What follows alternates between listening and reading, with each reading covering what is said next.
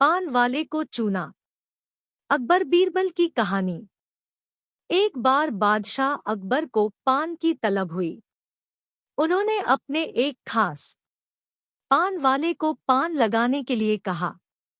उसने पान बनाकर बादशाह को दे दिया।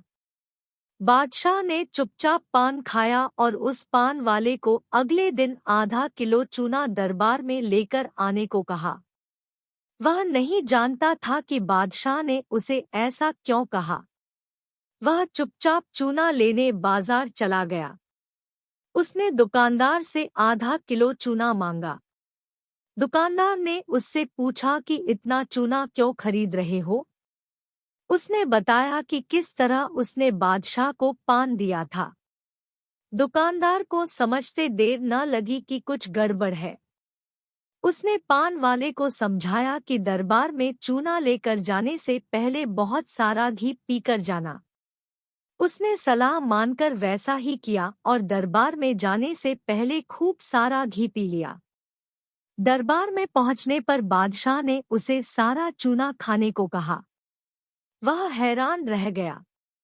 उसे उम्मीद न थी कि बादशाह ने उसे चूना इसलिए मंगवाया था, लेकिन वह तो इसके लिए तैयार था, इसलिए उसने सारा चूना खा लिया।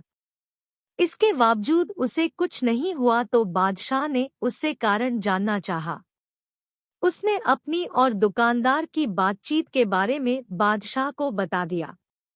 अब बादशाह उस व्यक्ति से मिलने को उतावले हो रहे थे जिसने उनके मन की बात को पहले ही जान लिया था। बादशाह ने हुक्म दिया कि उस दुकानदार को अगले दिन दरबार में हाजिर किया जाए। अगले दिन उस दुकानदार को दरबार में लाया गया। बादशाह ने उससे पूछा कि वह उनके मन की बात को कैसे समझ गया। तब दुकानदार ने कहा, हुजूर, जब यह आदमी मेरे पास चूना खरीदने आया था तो मैंने इससे पूछा कि इतने चूने का क्या करोगे। मुझे इसने बताया कि इसने आपको पान बनाकर खिलाया और फिर आपने उसे चूना लाने का हुक्म दिया। तब मुझे समझते देर न लगी कि जरूर गलती से इसने पान में चूना थोड़ा ज्यादा लगा दिया होगा, जिसे बादशाह के मुंह में छाले हो गए होंगे और इसी का एहसास करवाने के लिए आपने इससे चूना मंगाया। मैंने इसे सलाह दी कि दरबार में जाने से पहले घी पीकर जाना, जिससे अगर तुम्हें चूना खाना भी पड़े तो उसका असर कम हो जाएगा। यह दुकानदार और कोई नहीं बीरबल ही थे।